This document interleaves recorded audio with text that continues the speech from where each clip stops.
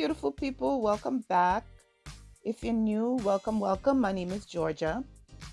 So I want to talk about two things that held my interest this past week in the media. um, Two things, like I said.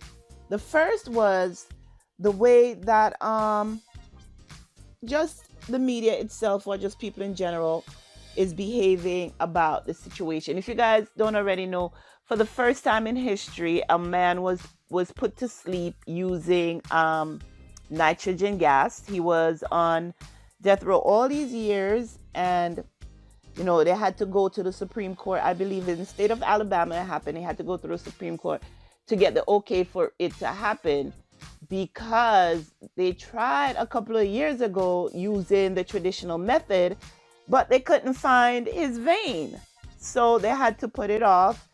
And they're like, okay, this is another option, but we need to get the okay for it to happen. So they went to the Supreme Court. They got the okay for it to happen. And I believe it was done recently. Yes, it was done recently. And society is up in arms saying that, it's inhumane the way they put this man to sleep. But my question is, and I want you to drop down in the comments and give me your opinion on it as well. My question is, when he was actually, committing the act of unaliving somebody, was he thinking that was inhumane? Because if you don't know the story, he was hired along with somebody else by a pastor to unalive that pastor's wife, because the pastor was in financial straits, I think it's called, and he needed the life insurance policy money. So he hired two guys, $1,000 each. This guy was one of them, to go and to unalive his wife. So they broke into the house and they jabbed her. There's certain words you cannot say on YouTube, or else your video will get pulled down. They jabbed her a number of times, and two of the jabs were in either side of her neck. So one put a jab in her neck, one put another jab in the other side of her neck, and then they jabbed her all over her body. So of course she passed. So now when the police got him and arrested him, and the pastor, if you're wondering, when the police were closing in on him, he unalived himself. So if that was the case, why didn't he just do that initially and just go on out of here? Like, take yourself out, leave everybody else, leave the church congregation, your wife and whatever. But no, he wanted her gone. So he hired these two guys to do it. So yeah, now we come to the present, where this guy's been sitting on death row all this time, and they tried to do the act. I think it was in 2018, 2017, and they could not find his vein. I'm like, why didn't he ball up his fist like we do when we go to the doctor when they can't find our vein, and just be out of here? So on the day of the execution, he met with his family, had his last meal. I think he had to have it 8 hours before. His last meal was from the Waffle House. I've never eaten from the Waffle House. I need to go and get some food from the Waffle House to see if it's really that good. Anybody eat from the Waffle House? How good is the food? So his last meal was at the Waffle House, steak and eggs and cheesy hash browns and stuff like that. So, and then he met with his family. They took pictures. I believe I read the article where, he told one of his family members, well, I'm finally going to be out of here. I'm finally getting out. Yeah, you're getting out in a body bag. That's what you're getting out in. So now these people on social media or in the news in general is saying that the way that he was put to sleep was inhumane, because the process is, I believe, you're strapped down, of course. There's a gas mask placed on your face, and the gas is released into your system. You stop breathing, and then, but they're saying that it took too long for it to happen. One of the people who actually watched it gave an interview saying it took at least eight minutes for it to happen, and they had to make sure that he was out of here.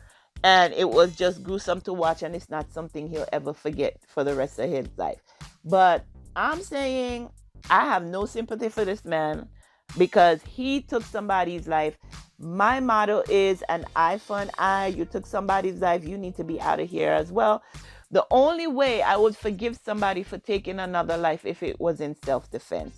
But yeah, he's out of here. The news is gonna give their opinion. I'm gonna give my opinion as well. I want to hear what your opinion is. Do you feel that that was inhumane for the way they took him out of here? Like I said, the traditional method didn't work because this was the second attempt, and the traditional method didn't work. So they wanted to make sure that it worked this time. So tell me, what do you think? Did you think that was an inhumane thing to do? Make sure that you go down below and leave your opinion. Now, the next story went viral. Woo, I heard about this on TikTok. And when I heard about it, it just took me back to watching Love and Marriage, Huntsville. In particular, Melody and Martell, the way they're going through their divorce. You know, we hear the backstory regarding that. So this lady, she came on TikTok and she's telling us her own story. She's letting us know that the way she found out that her marriage was not as secure as she thought it was. So she tells us that her husband is a businessman who travels a lot, and you know, she's expecting him home, but she wasn't sure what time his flight was coming in. So she calls the airline to ask, you know, what time is flight such and such landing. So the customer service person who answered the phone asks her husband's name, and she's like, nah, you don't need to know that. Usually when I call, I just get the flight information. But they were insistent and asking, you know, what's the husband's name? I guess this person already knew that he was about to blow up somebody's spot. And I don't know how I feel about that. You know, should they have minded their own business? Should they have let it be known? But apparently this has been going on a while, so that, you know, they're probably tired of it. If they've been working at the Atlanta airport for a long time, then they're probably seen the husband and know that, you know the wife and know that this ain't the one. Because like they say, Atlanta is a big town, big small town, and everybody knows everybody.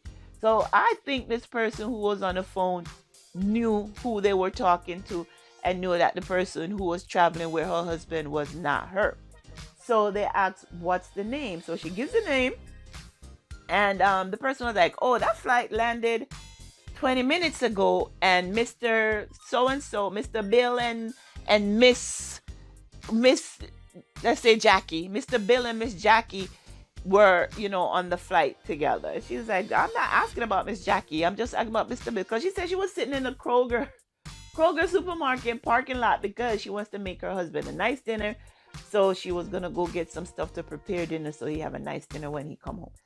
She said after she got off the phone, and she's sitting there wrapping her head around it, she's like, wait a minute. No, this can't be real. So of course she's thrown for a loop.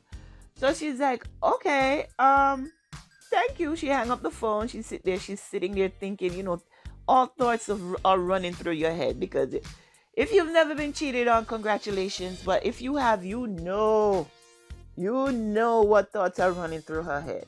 So she's like, she's going to wait until he gets home, and then she's going to still prepare the meal and talk to him. So she sits him down, you know. So I called the airport to find out what time you landed, and they told me you were on this person.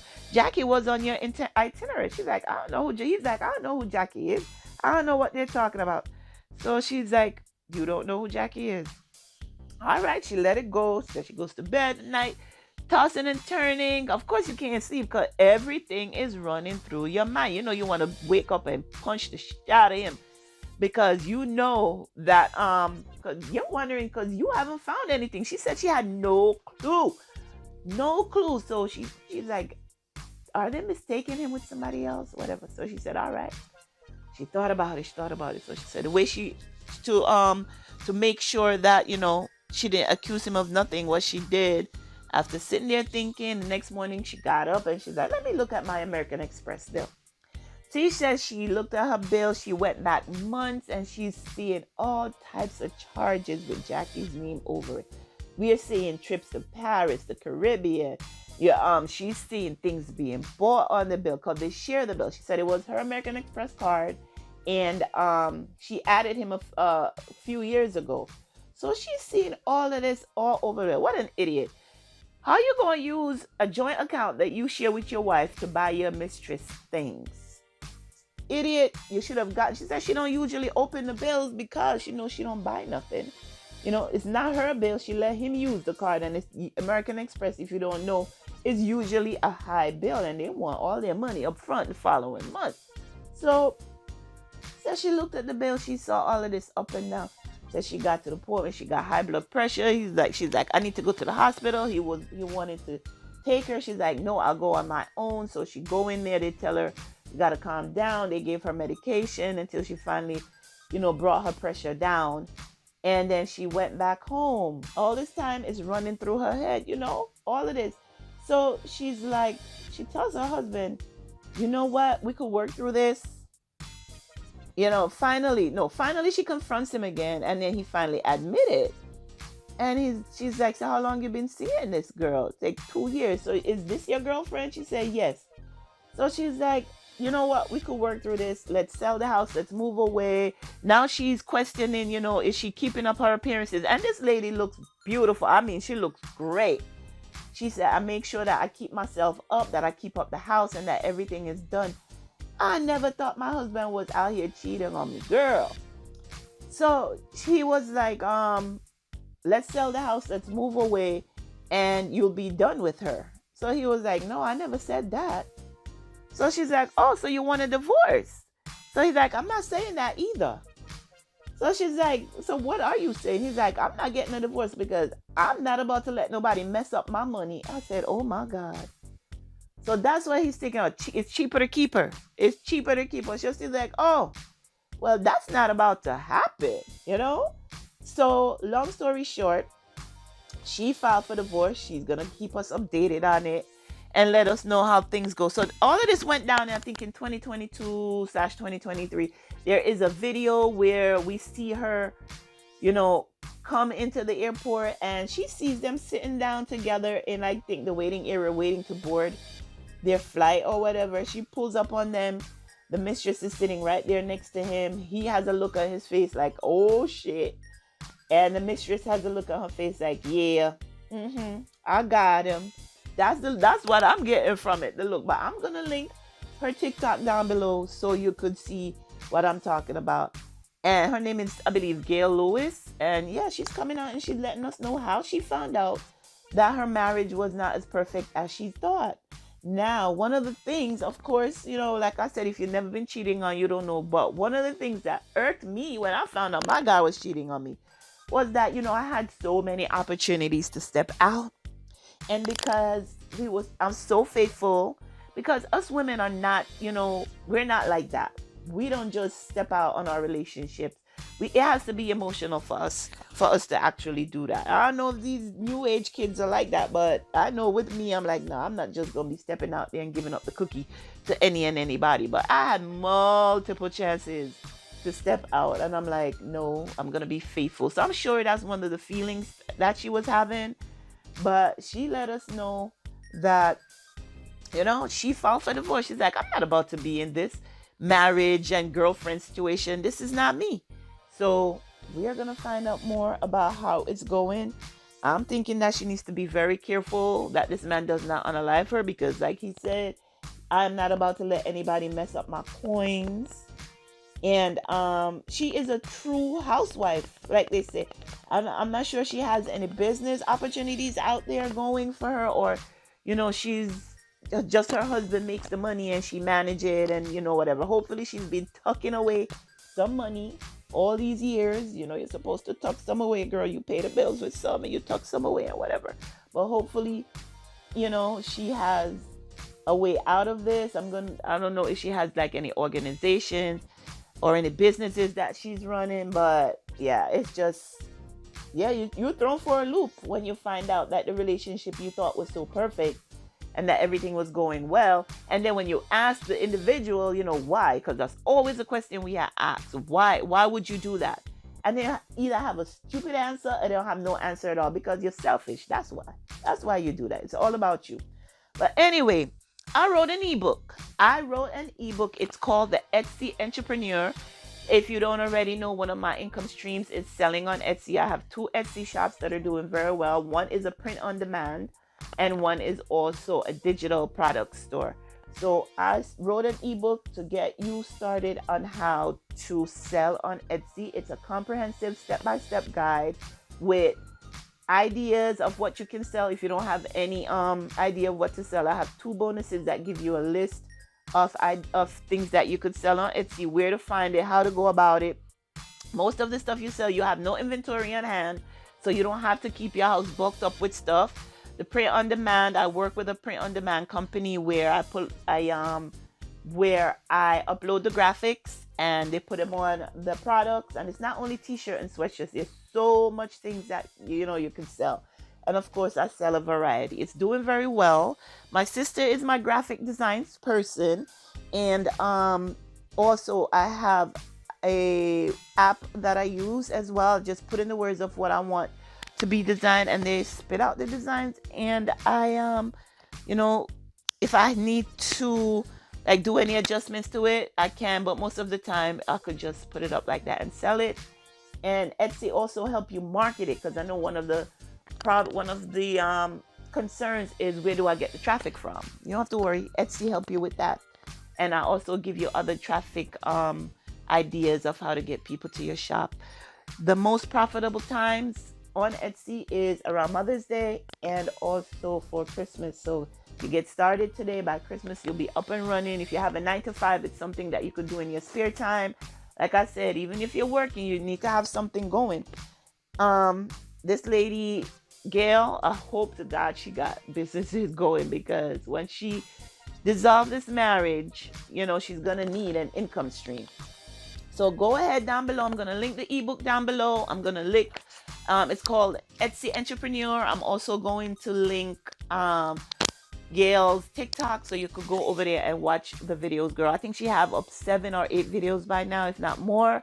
And she's going to tell you in her own words how she found out, the conversation she had with her husband, and where they're going with it from now. But I just found that very interesting. The person who worked at the airport blew up his spot and let his wife know what was happening. If you like videos like this where you talk about stuff that's going on in the news, I also do reality TV reviews, because I love reality TV. So I watch almost all these shows on Bravo and on OWN Reality, and I talk about them. So if you're interested in that, I talk about celebrity news, things that are going on behind the scenes, and just things that are viral in the media. So if those are the type of things that interest you, and I also put up on my channel, different videos having to do with Etsy, different parts of my journey through Etsy. I show you what items to sell, how to go about doing the graphics and stuff. All of that is on here, and it is separated by playlists. So you could just find a playlist and watch the videos and get on your journey. So since the recording of this video, there has been an update with Gail Lewis.